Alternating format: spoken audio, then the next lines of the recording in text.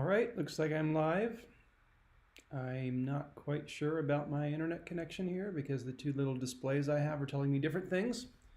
One says I have an excellent connection, the other keeps flickering to red, but for now they're both green. I'm Greg Farrar. This is my occasional COVID-19 trends analysis. It's been a minute, as the cool kids say, which to me always sounds like it's been a very short time, but apparently means it's been quite a long time. And so it has 3 weeks maybe since my last one.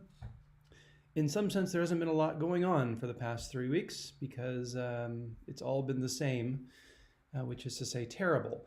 But things are turning, I believe. And so there's news now, other than just saying, yes, things are still terrible. There are glimmers of hope. And then there's also the possibility that things will continue to be terrible. Anyway, we'll cover this all. Whoa, that was an interesting flash I just got from my screen. We'll cover the countries of the world in the first section, followed by the states of the United States in the second section, followed by the counties of California in the third section. Each section will be about 20 minutes. So let's go. Here are the countries. Here are the countries.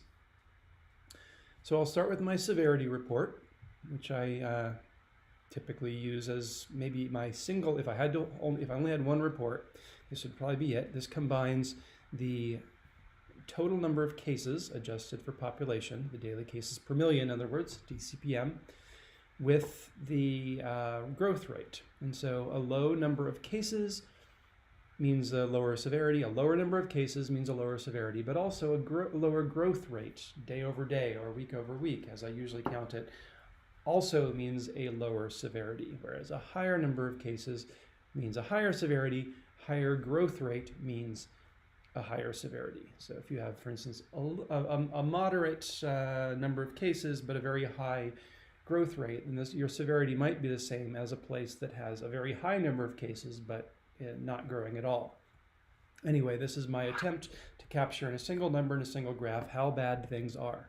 And around the world, things are very bad in severity. 200, maybe 400 is what I think of as bad when it comes to severity. And you can see there are a lot of countries up there. You'll also see that there are a few that have been much worse and are recovering now. Slovenia, for instance, a lot worse, it's getting better. Croatia. You'll also notice that by and large, this is Europe.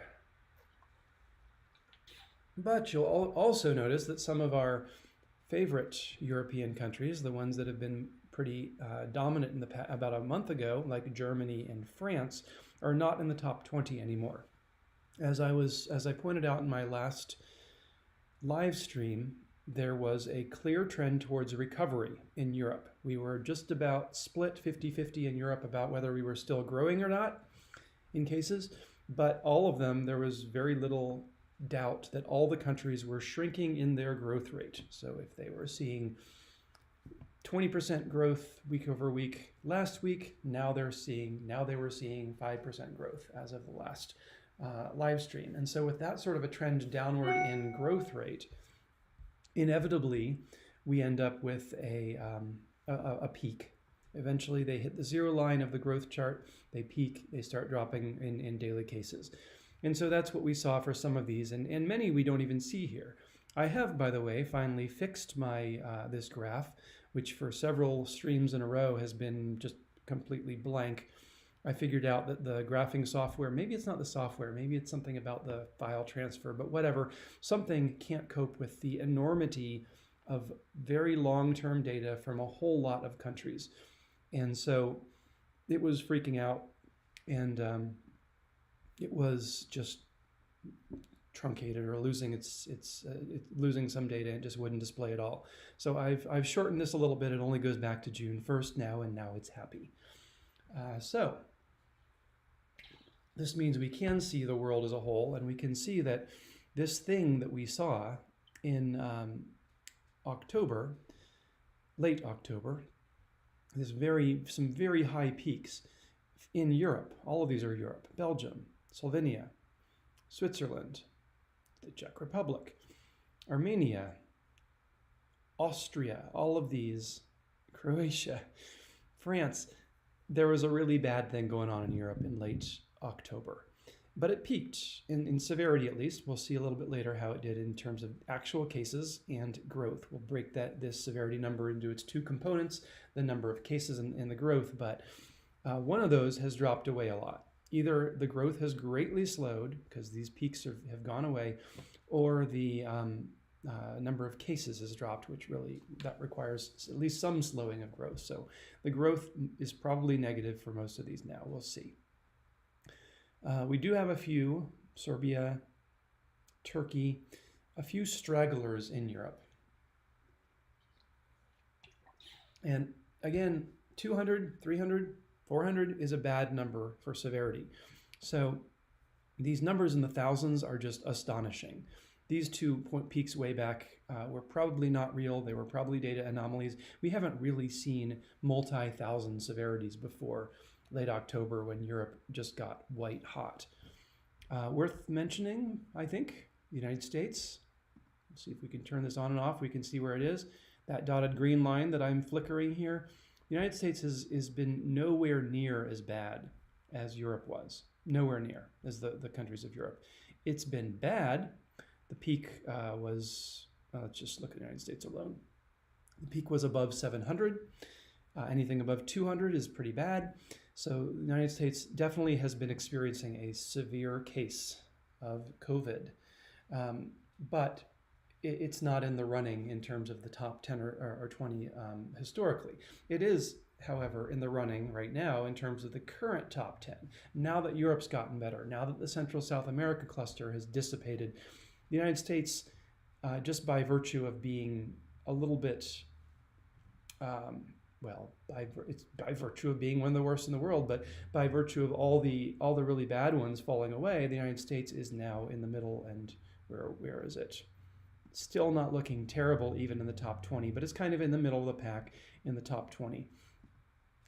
And also, absolutely worth noticing, the United States appears to be getting better. The severity, which peaked at 750, is now only at 550.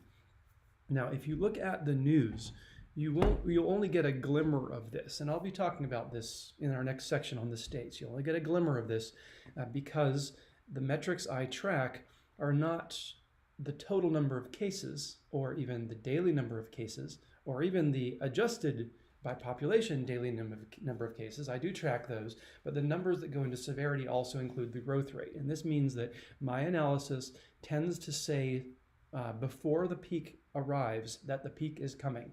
So this peak of severity portends a peak in daily cases, but I think, as we'll see, the United States has probably not quite yet peaked in daily cases. It's probably still rising or pretty close. But we see something here, which is a very good sign, which suggests the United States is heading in a good direction now. So this isn't super surprising given what we were seeing even 3 weeks ago. There was a clear trend of the United States growth rates dropping. We had this horrible wave in the Dakotas that then spread outward in concentric circles and pretty much has devastated the whole country. It's been terrible. It still is in cases. We're seeing ICUs fill up. We're seeing record death rates. We've seen record cases. However, the cases, which happen first you get the cases, then you get the ICUs, then you get the deaths. The cases are starting to look like they're dropping away. And so we may not have yet quite reached the peak, but the growth rate of cases at least is dropping as though we're just now reaching a peak in the United States. Again, we'll see more of this in a little bit. But that's been going on for 3 weeks. There's been this downward trend in growth rates, which is not generally covered by most media reports, which tend to cover the daily cases, in which they correctly state the daily cases have been growing and growing and breaking records. But they will, I think, in the next week catch up. Assuming that this trend continues, they'll start to notice, because then we'll start to see the cases drop. That said, there is one confounding factor, and this is part of why I waited a while to do this live stream, which is Thanksgiving. Thanksgiving had every opportunity to completely wreck this curve. And if I had to guess, this tiny little curl on the bottom here is Thanksgiving. Thanksgiving at this point was 10 days ago, something like that. And the Thanksgiving weekend was ended only 7 days ago.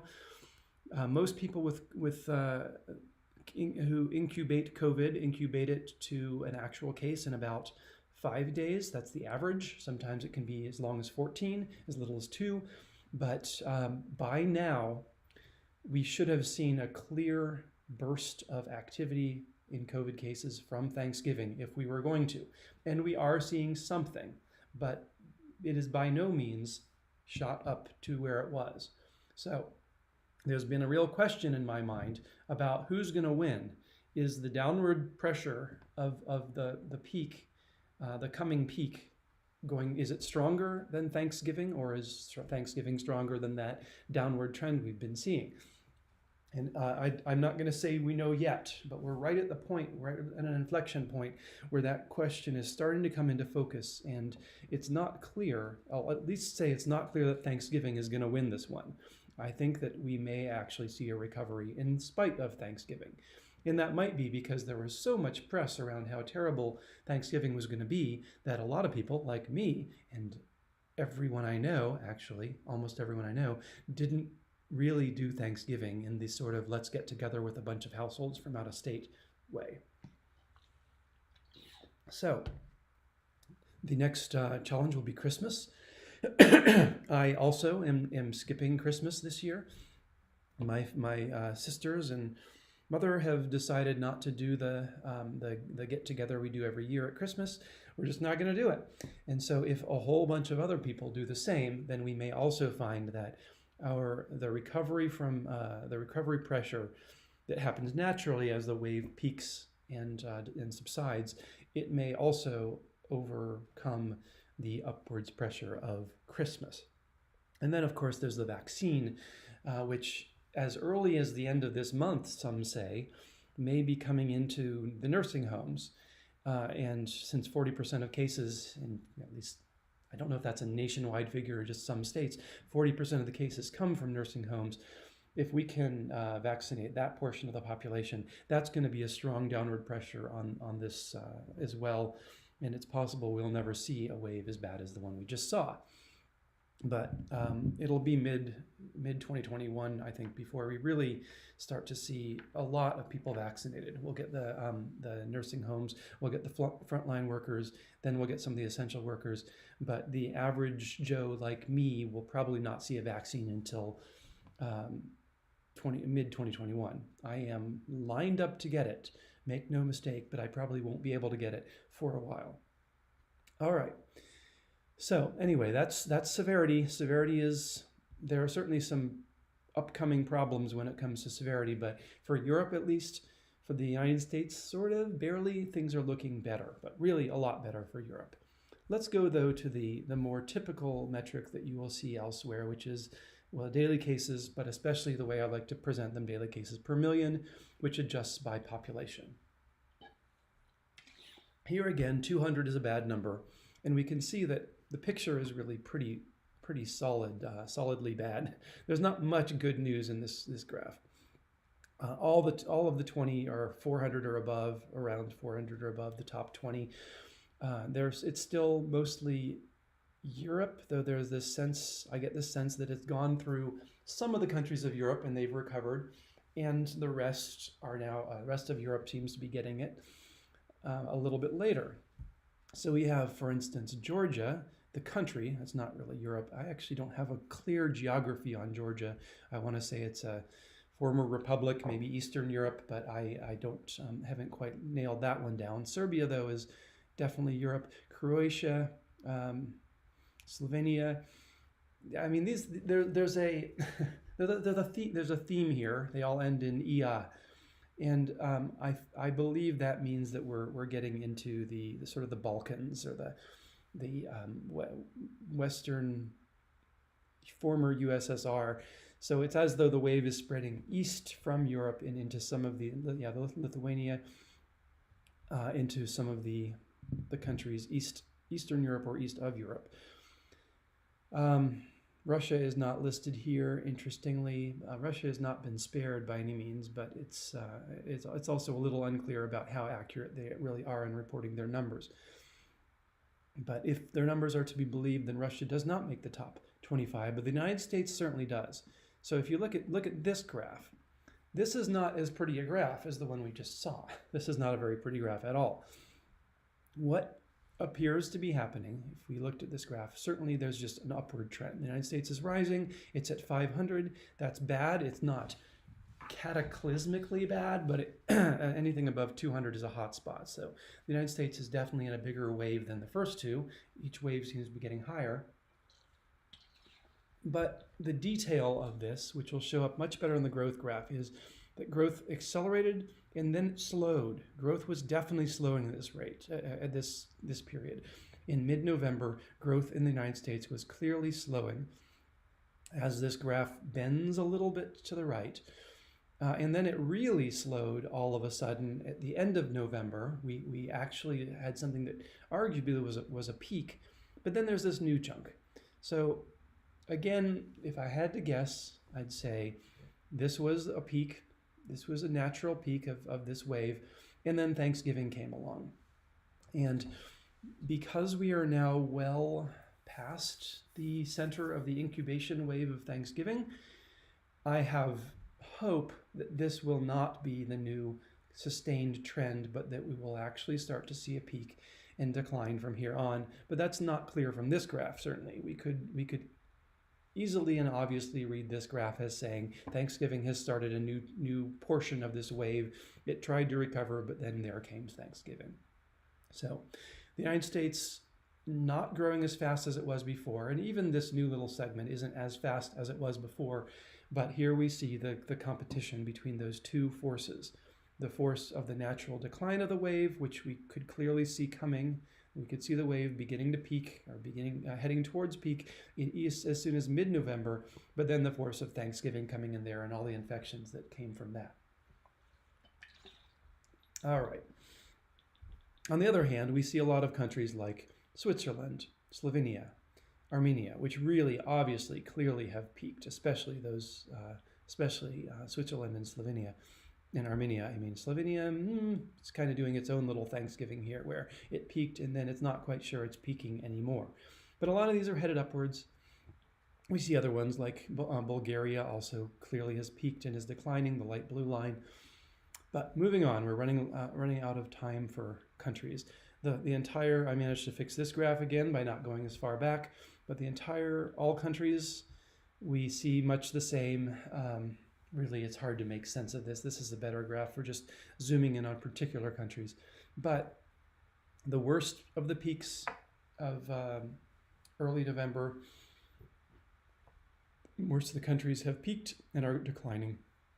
And we're seeing that in a lot of countries, but a lot of other countries are coming to take their place. So as a whole, how's the world doing? Is the world, with some of these really hard-hit countries declining, but some of them, like Georgia, rising? Who wins there? How's the world doing as a whole? Well, we have a graph for that. I got a graph for that. And that graph is, where is that graph? That's the rope chart. Oh, weekly growth. I'll flip over to the graph here and then go back to the growth. This is the world graph, and this is a very nice graph. For a while there, the world was shrinking, and then it got its Europe peak and kind of its United States peak. Never growing, this is a daily percentage now, never growing by more than 2% a day, but we have a sustained downward trend for the world where it appears at this point to have crossed zero and actually to have peaked, therefore. The world's cases, if this trend line is right, have been dropping. Now that said, there is a mini trend here upwards where we're seeing a slight growth rate the past 4 days, maybe enough to actually call it real, but maybe it's just noise. The broad trend line certainly is downward, and the mini trend has definitely not gone anywhere near that 2 or even 3% that we were seeing before. So the world is looking pretty good. A lot of countries, I think this is mostly from Europe, recovering.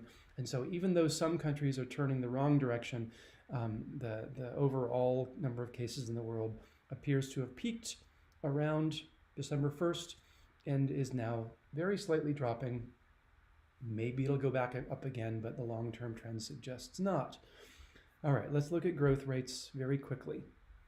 The hottest countries, this is maybe my favorite graph actually.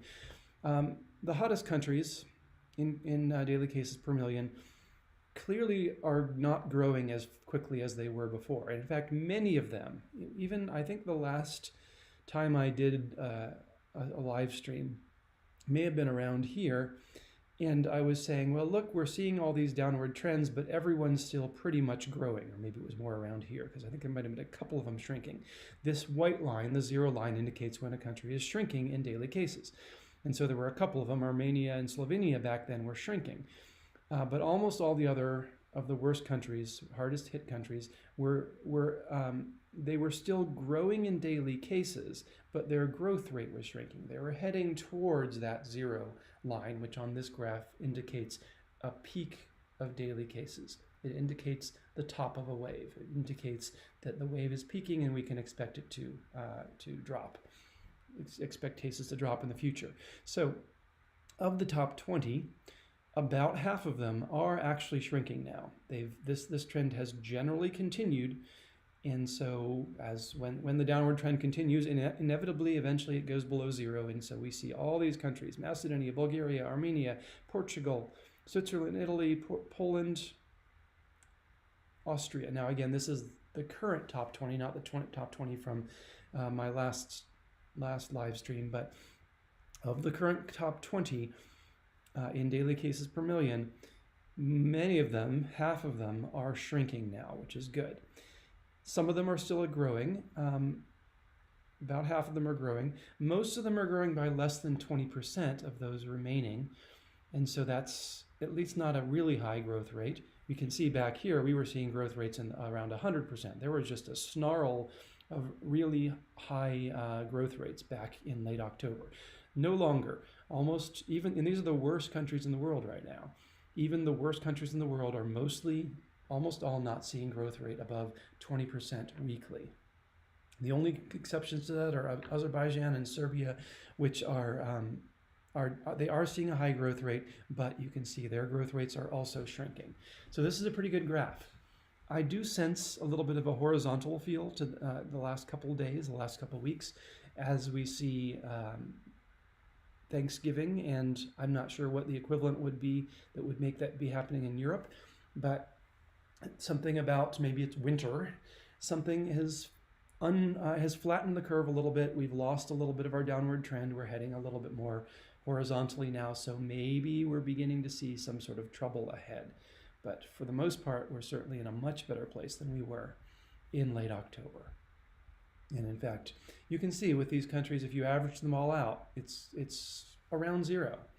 The overall average growth rate of these countries is probably around 0, which is approximately why the growth rate of the world is at or slightly below 0. And then here's a giant snarl that really doesn't tell us about everything.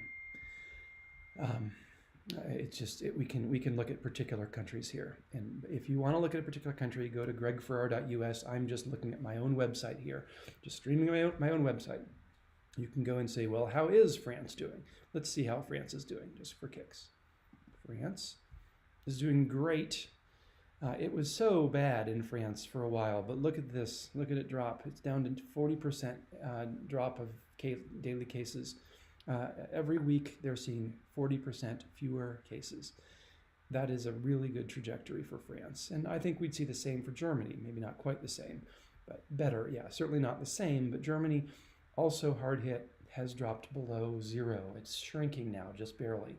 So Europe, I'd say Western Europe has peaked. Eastern Europe may be up and coming. Okay, I'm going to move on to the states.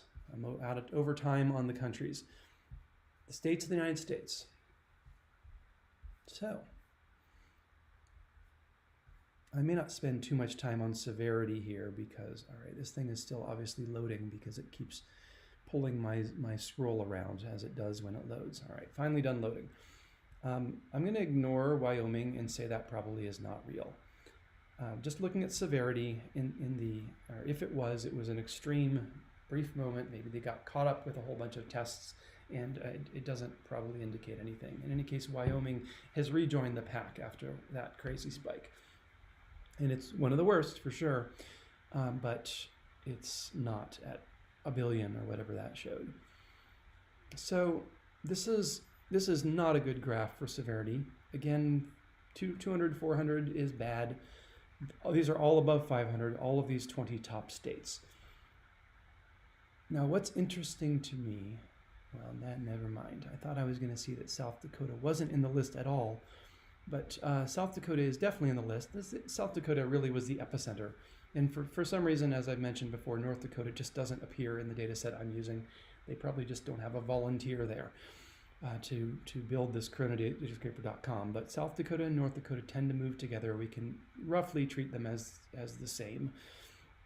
And so here's South Dakota, which was at a 2,000 severity, now has gone down to 700, which is just really bad instead of astronomically bad. And so a lot of these have gone. They were worse. Many of them were worse. There's a definite trend downward, but they're still severely hit. I think when we look later, we're going to find that many of these states are showing up here because they have high numbers of cases, not because they have really high growth. Because I'm sensing that the growth rates have been dropping in these states, but we'll see that in a bit. And we'll point out that Colorado has now made this graph. I don't know that it was there not long ago, but I do tend to focus on Colorado some. I'm in Colorado right now. In fact, I am isolating in Colorado right now, not quite quarantining because I am not positive, not COVID positive, but my eldest child is COVID positive. And so they have been quarantining off somewhere else while I've been quarantining here with my son. And so COVID comes to my family as well.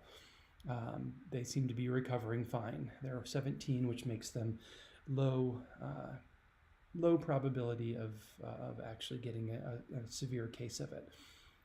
But they had a few symptoms. They're not completely asymptomatic. Their quarantine ends in 2 days. It looks like they'll make it through just fine. And it looks like I made it through without getting it from them. So here we are then. Colorado, at a very high number, 1,500, now has dropped by half to 7,500. Still very bad, but again, we see this trend. We see it again and again, this trend that suggests that late October, mid-November was when things were really bad, and since then we've been trending towards a better place. Look at all the states together very briefly in severity. We see the same thing. It's just not as bad now in severity as it was then. And let's break down. It's still bad, but it's not as bad as it was then. Let's break down why. Let's look at, I'm going to jump to growth rates first, actually. This is where the numbers where the graphs start to look very good. So these are the growth rates per week for the 20 hottest states in cases. And obviously this is a downward trend, just almost universal downward trend. Whereas we had New Mexico with a 50% growth rate in late November, New Mexico is now down to a 4% growth rate. That is a state that is just about to turn the corner, peak, and start to decline in cases. But notice, they are still positive in their growth rate. They're still getting more new cases every day because they're positive in their growth rate. That's what it means to be positive in growth rate, is you get more new cases every day. And so New Mexico is trending towards a good place, but well, let's just go straight to the actual daily cases per million graph so you can see what this looks like. New Mexico. Well, from this you'd think they really had peaked, and indeed maybe they have. This is daily cases per million. But when we average it over a while, this one claims that New Mexico peaked on December 1st. The other graph, being a little more conservative, taking a moving average, says, well, we really think New Mexico is headed for a peak, but we're not quite going to believe it until we've seen more than, 1, 2, 3, 4 days. I would say New Mexico has peaked looking at this graph, but this is more vulnerable to noise, this graph. And so even though even this is a 14-day rolling average. So I've done a lot of denoising here already, and yet New Mexico is either just past or just coming up on its peak. That's good news. I'll stay here for a minute as well, and just to show that there are a lot of other states that are doing the same. Wyoming was at a ridiculous almost 2,000, now down to a ridiculous 1,000, wiggling around a little. So is it really going to peak? I don't know. Thanksgiving is only partly included in this. This is a 14-day rolling average, so it will take some time for Thanksgiving to be factored into this. Maybe we'll see a swing upwards, but clearly there has been a trend downwards that Thanksgiving's infections will have to fight if they're going to turn it upwards again. And again, my rough sense is Thanksgiving isn't going to be able to do it. There's too much momentum downward for the Thanksgiving weekend to actually wreck this curve, but we'll see. Just pick a few others. Let's look at Colorado. As we've seen, Colorado has been very hard hit, 900 daily cases per million, now down to 800, still very bad, but showing that clear trend downward. I'll say, 2 days can be a coincidence. 2 days of downward trend, 3 days. What do I say? 3 days is starting to be a habit. In order to really be a trend, we've been going for 10 days now in a downward, an unwavering downward trend in Colorado. That's a trend. Colorado has a downward trend. Thanksgiving might wreck it. Still, we'll see. Arizona, interestingly, which it was the poster child for terrible wave, got over it very quickly, really, got quite good. Arizona is not following that trend, but this is what we're seeing. Starting in North-South Dakota, terrible, terrible epidemic, goes outward in concentric rings. So then we have, Wisconsin, or we have Minnesota, or we have, I don't know, not Utah quite, but anyway, South Dakota, Idaho maybe, it starts to move outward a little bit. And then it moves outward even further, and we get Colorado, and we get some of the surrounding areas, Iowa, maybe Michigan. Arizona is pretty far from South Dakota. And so it's had to go through this ripple effect, like we dropped a pebble on South Dakota, and it's been rippling outwards. Now, South Dakota, that pebble dropped a long time ago. The ripple hit there first. It's now looking better. Here's South Dakota. Actually, we haven't even looked at South Dakota, but South Dakota really, really looking better. It's still terrible at 1,000. It's still terrible in number of cases, but it's looking a lot better from being 1,500 because the ripple started there. And now we see the ripple starting to hit Arizona or even California, though it hasn't quite. California has really not made it into. California never seems to make it into the top. It's always looking kind of mediocre and never seems to be one of the really bad ones. But California might get it. Texas might get it. If this ripple continues to ripple outward, Florida might get it again. And so here we see Arizona doing that thing. It seems to be catching about the fourth ripple, the fourth ring outward from South Dakota would be Arizona. And so it goes. Oklahoma also may be doing the same thing, kind of. Also, that ripple is reaching Oklahoma. I wonder if I can get I'm going to bring up the New York Times. I'll say again, I'm not making any sort of a comment about politics by bringing up the New York Times. I just like their graph. New York Times is a left-leaning organization, but they also provide very good data. And in this U.S. hotspots graph, I look at almost every day. By the way, look at how dark worldwide the United States is. The United States is still one of the worst in daily cases per million worldwide. But notice it's still pretty bad. Actually, this isn't looking quite the way I remembered. But so it doesn't look from this like South Dakota is better. Though if you look over here at the trend, New York Times agrees, South Dakota is trending downward.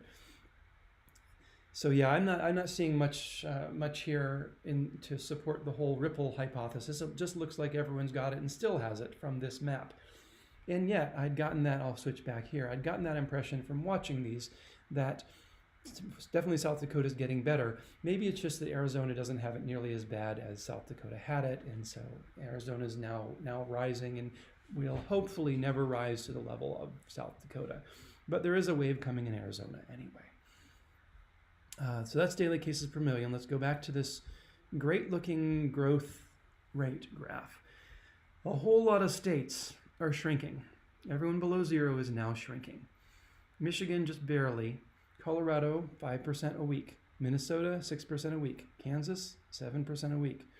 Utah, Nebraska, Missouri, Wyoming, Montana, South Dakota 17% a week is shrinking.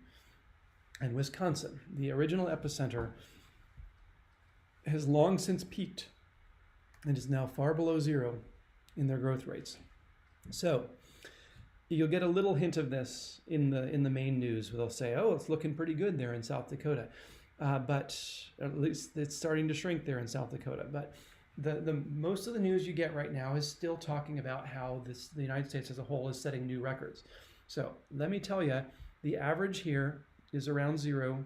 The United States as a whole is probably peaking.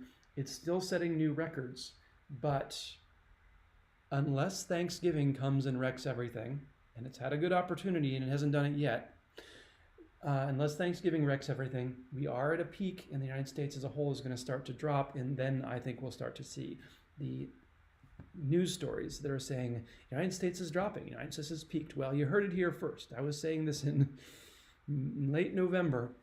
Look at these trend lines. Look at them heading downward. If the growth rates keep dropping, we're going to peak. And so we are, unless Thanksgiving ruins everything.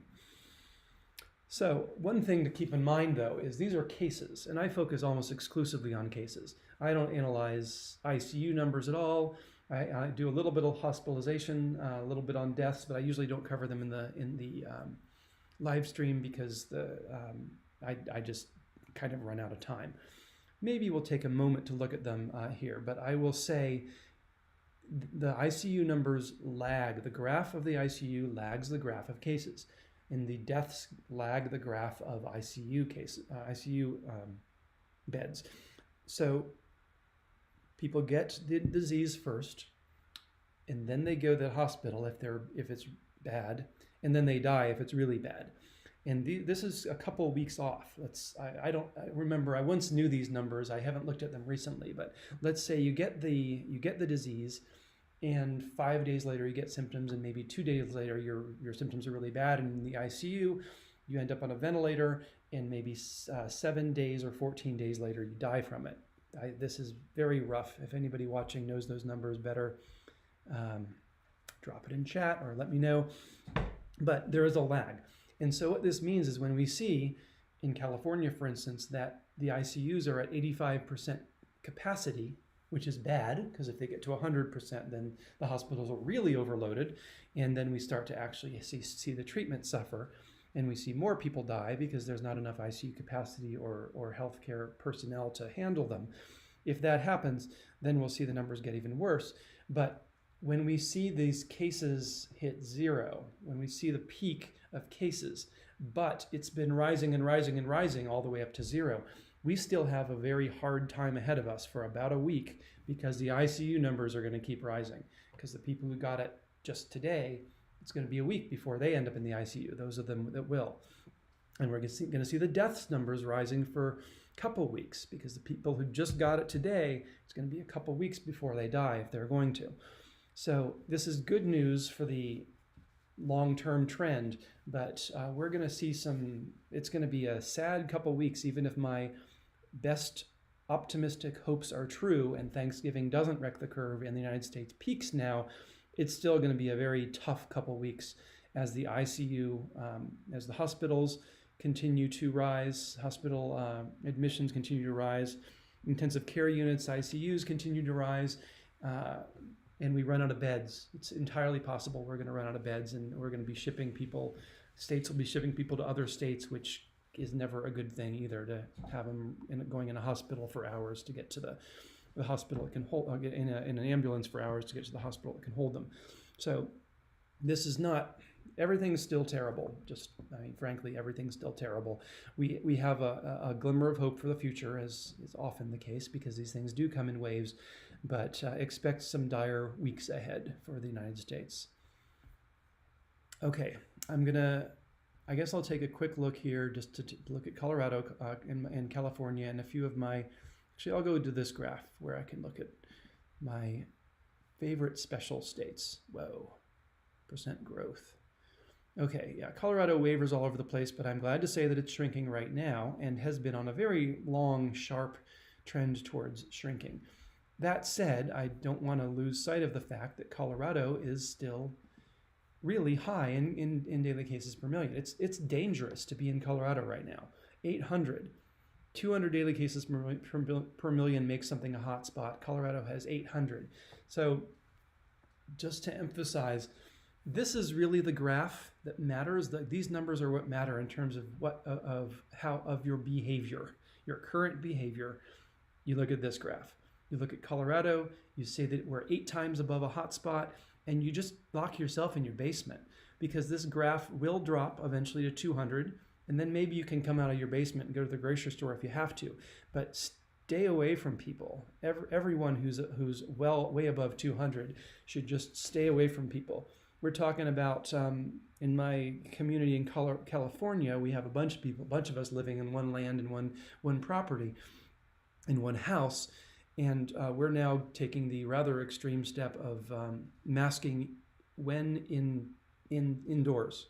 We're going to be masking for the next week or so, at least, around each other, even though we're a pod, just because we go to the grocery store and it's now 4 times more dangerous to go to the grocery store. This is Colorado. I'm kind of mixing with California, where it's not nearly as bad, but still, even in California, it's bad enough. There again, we see this drop where California is doing a lot better in the very short term, but it's bad enough in California that if you were in July, if you were masking up and trying to avoid people, you certainly should be now, where it's half again as bad.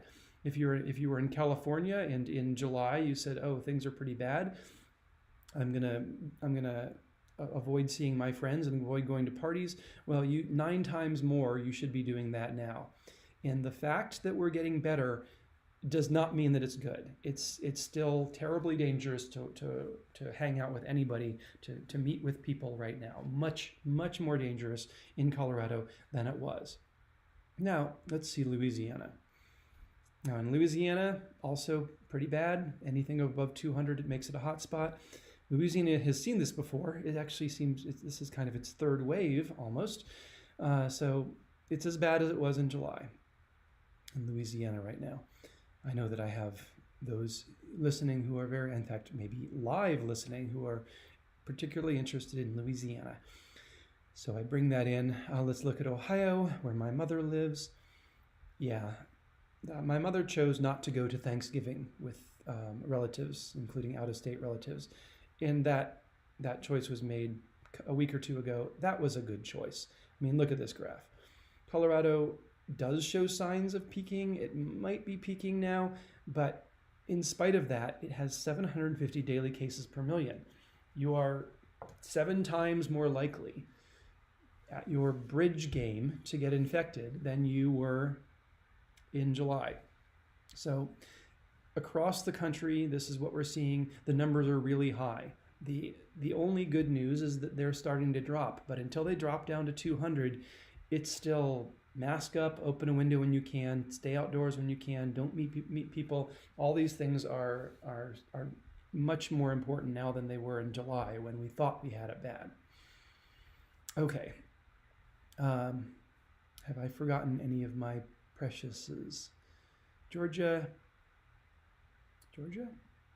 No, Georgia, for some reason, I don't have reasonable data for. There's no way that's Georgia. So sadly, Georgia is, the data is incomplete. Yeah. All right, I'll leave that there. And just to say again, we see an end in sight of this wave. It really looks like we're peaking, but it took 6 weeks or something to get to the top, and it might take 6 weeks to get to the bottom. So we need to keep doing the stuff we're doing, because even though the numbers are trending in a good direction, they're still terribly, dangerously high. And that means, frankly, skip Christmas too. It's not going to be good enough by Christmas. I mean, tune into my next live stream and see if a miracle has happened. See if we have actually peaked and dropped by December 20th down to under 200 cases per million, or better yet, under 100, or really under 50. 50 is where I'd start to say it's almost safe. But right now we're seeing numbers in the thousands sometimes, and very often around 500. It's 10 times above what's anything like a safe level.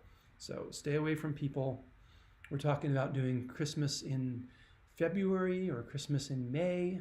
By then, we will surely, I am certain we will see better numbers by May, certainly. Probably by February, because by February, the nursing homes will have gotten, the most vulnerable people will have gotten a vaccine, and that will drop our numbers by 30% right there.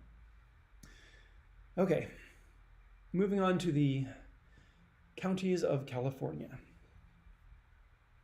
So as we saw, California is not as hard hit as most places, but as we saw, California is a hot spot. We had months of this live stream where I've been saying, California really isn't that bad. It's really not that bad. It's not even a hot spot. It's not even a warm spot mostly. Well, welcome California to hot spot territory. California can say that it's one of the better states in terms of the disease, but it certainly can't say that it's got a good situation going on. We're at 300 daily cases per million or something, which is just, it's high. Only in a world, in a crazy world like we are in now, in a crazy country like we are in now, COVID-wise, could 300 possibly be considered a good thing. It's only relative to the misery that permeates the rest of the states that California looks good. Nevertheless, when we look at California, we see a mixed bag. We see there were some really severely hit counties. I almost know how to pronounce this now. I was Tuolumne, maybe. Let me see. I actually looked this up. Tuolumne, yeah, I did get it right. Tuolumne is, it was the worst, and now, let's look at it. So, again, 700 is not good. It's just because it was at 3,500, crazily, it now looks like, oh, this is a really good graph. But no, this is not a good graph in the sense that 700 is far above any level that I would say is safe. Safe to go out your front door. Do not leave your front door if you're in Tuolumne. The fact that on November 22nd, you had a 5 times bigger chance of getting the disease than you do now still doesn't mean that it's safe. It just means that it was 5 times worse then. So Tuolumne clearly recovering, trending downward. That's good, but stay inside if you can, or stay away from people. All of these counties, I see a lot of them that seem to be growing. Monterey, I'll look at Monterey briefly. Actually, look at Los Angeles. Los Angeles is looking very bad. It's just shooting upwards. There's no sense of a peak there. And it's at 800, which is a few months ago I would have said is ridiculous. And it is ridiculous. It's just, we've seen worse now, so it seems almost banal. 800 Los Angeles, and hence we see California locking down. I do know that, you'll note that the San Francisco Bay Area is not broadly present here, but Monterey is. Monterey is actually beating Los Angeles. Monterey is really bad right now. 900, shooting upward, looks just like Los Angeles. It's only when we zoom out to the things like Tuolumne that it starts to seem like, oh, those are doing fine. Only compared to Tuolumne are those doing fine. So bad news in quite a number of places. Orange, That could be the beginning of a peak, but I wouldn't count on it. Madeira, yeah, it's just pretty bad. Kings, I think again, here comes Kings. Kings and Imperial just never seem to be able, the royal couple never seem to be able to take themselves off the bad list. Kings at 2,000, Imperial at 1,000. Yes, it was 2,000, but still it's at 1,000. There's a lot of bad news here in the severity graph. California not looking good. Now, as a whole, it's only 300, so that must mean that there are some, I never thought I'd say only 300. That must mean that there are some good, some much better counties than the ones we just looked at. Let's look at growth rates to get a sense of where we're going. So if you look at the growth rate graph, this is a very good graph, actually. At least the trend is. I mean, no, it's not a good graph because all of them are growing. This is what the states of the United States looked like a couple weeks ago, where I was saying, look at this graph. Things look terrible now, but wait 2 weeks, wait 3 weeks. All these things that are headed downward will have crossed zero, we'll see the peak, and then it will decline. This is what the states looked like, and indeed, as we saw in the last segment, the states have peaked as a whole, and many of the hardest hit ones are declining. And so what I will say is the counties of California are looking bad right now, but at least they're on a good trend in growth. It's still all of them growing. So check back in a couple of weeks. You can check this website, gregferrar.us. You can check it every day if you like. It updates every day in the morning, I think. And you'll see whether these things really, like for instance, we could be worried about Nevada County here. It's maybe heading back upwards a little bit. But most of these aren't really even they aren't showing a Thanksgiving in them. Not much of one. There's not a sense that it was trending downward, downward, downward, and then suddenly on November 27th or whatever, it shot upwards. That just isn't happening. The growth rates continue to decline in spite of Thanksgiving. And that's very good news because Thanksgiving it definitely had the potential to give us a huge number of cases. And it looks like maybe people didn't do Thanksgiving, or enough people didn't do Thanksgiving, or they did it only with their pod. They didn't do it in the traditional way. They'll have it next year, because next year, Thanksgiving, I almost guarantee you, will not be a problem. We'll be able to have an unmasked Thanksgiving with anyone we want a year from now, thanks to the vaccine. By the way, I know there are a lot of people who aren't fans of vaccines. I am a great fan of vaccines, but for those who are worried that the anti-vaxxers or even the middle and I don't trust this thing because some person who I don't trust said that it was okay.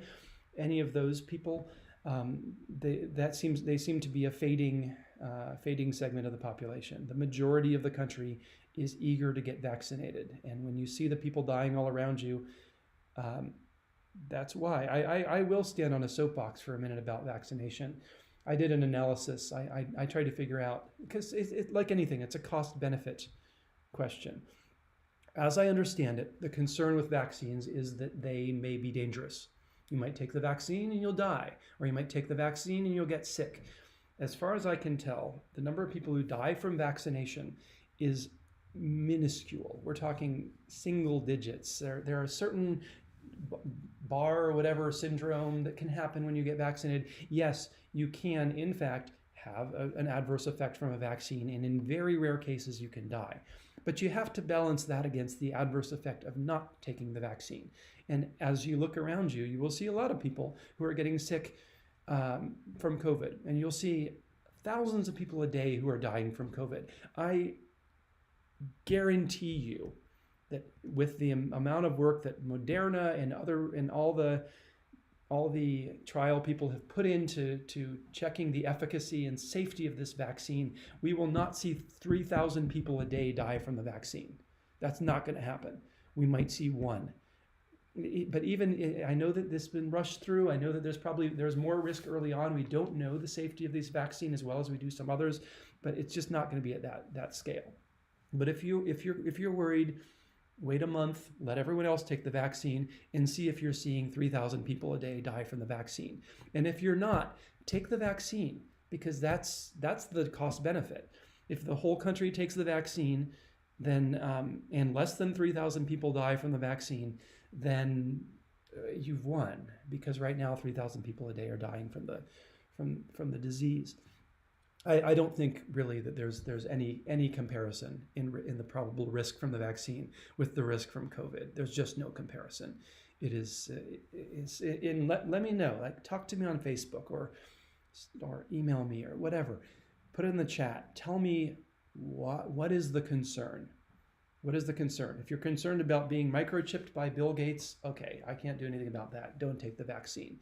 But if your concern is a health risk from the vaccine, look it up. Except then I'm sure you'll find all the anti-vax sites. Go to the National Institute of Health. Go to the World Health Organization. Look at some numbers on how many people die from vaccination or even get sick from vaccination. I know that some people in the trial, a few people in the trials, did get sick from the COVID vaccine. A couple days, fever symptoms. Those were exceptions, but that happens. That could happen. I will gladly take a couple days of fever symptoms to be immune to COVID for a period of months or years. All right, enough about vaccination. Anyway, it appears that the country is largely with me on this, 60% of the country at this point, and I think the number will grow, intend to take the vaccine. And that's why next Thanksgiving, we won't have to wear masks. Hopping off my soapbox now. So yeah, the counties of California are looking good. We see the declines, the growth rates declining, but I said they're looking good, but I only mean this graph is looking like it's trending in a good direction. All the counties are rising. Almost all counties are rising in new cases. A lot of counties have a lot of cases. The counties of California are not broadly looking good. We still need to keep doing all the things to have a chance of this curve continuing downward. And if you look at all the counties, no. What is this? Oh, this is all counties? Yeah, this is all counties. I guess I zoomed in on this earlier. This is all counties, and they all are doing kind of the same thing. There's definitely a sense that these are trending downward in recent days. Actually, I'm not seeing that as much here on this. Let me zoom to a place where it's maybe a little clearer. Yeah. I mean, you look up here. It looks like these are generally higher. I don't know. I look at this. This could be horizontal. It's not as clear as it was among the top 20. So clearly the top 20 are declining, but it's not quite so clear that everyone else is. Maybe, probably, approximately, this seems to have a general downward trend. We certainly don't see very many of them shooting upwards. Oh, by the way, I have ignored Kings, but Kings is the exception. Kings, it lives in a different parallel universe. When everyone was low, Kings was high. When everyone was high, Kings was low. And now everyone's heading downward and Kings is going up. So Kings has a prison or two. I think it's probably, I suspect, is the main reason that Kings is always getting whacked. Hope the prison population is also one of the ones that I've heard has been on the front of vaccination lists. Vaccinate the elderly, vaccinate healthcare workers, vaccinate the prisoners, vaccinate the homeless in shelters. It goes on and on. The list goes on and on. Vaccinate essential workers. Anyway, Kings might do better under a vaccination regimen than some other counties, just because it's really easy to vaccinate the prisoners because they're all there and they can't say no, frankly. Or maybe they can. I don't actually know. They probably can. Okay, so yeah, that's pretty much the news for California. California is still growing. I entirely support the effort to lock things down because things are really pretty bad in California. The ongoing efforts to strengthen the lockdown. California does not seem to have been devastated by Thanksgiving, but it continues to be devastated by these very high growth rates. Back in late November, for an extended period, we had growth rates of 50% among these counties a week. And you do that week over week, and you see doubling and tripling. And so tailspin, but we're certainly not out of it yet. Still growing, still growing, still growing. check in a couple weeks, and I hope to say, as we did for the states, I hope to say, remember how everyone was headed downward? Well, now California as a whole has peaked, but it's not going to peak today. It's certainly not looking like anything like a peak today. It's just looking like it's trending toward a peak. If I'd have to guess when, well, let's just take the average here is around 30%. 2 weeks ago was around 60%. So very roughly speaking, it's taken 2 weeks to go from about 60% down to about 30%, and maybe 2 weeks from now, the average will be 0. So wild guess, California might peak in 2 weeks.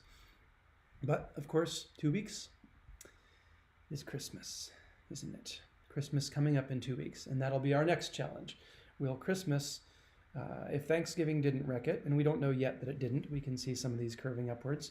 If Thanksgiving didn't wreck our curve, will Christmas wreck our curve? Maybe people were willing to skip Thanksgiving, but not willing to skip Christmas with their out-of-town family and friends. We'll see.